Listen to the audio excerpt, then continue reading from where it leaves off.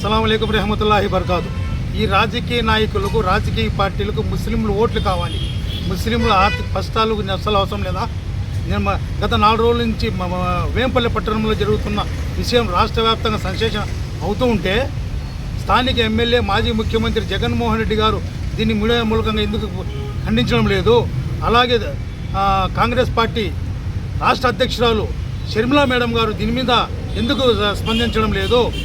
రాష్ట్రంలో ఏ చిన్న సమస్య జరిగినా కూడా ప్రశ్నించే తులసిరెడ్డి గారు దీని మీద ఎందుకు చేతులు ఊపి చెప్పడం లేదు?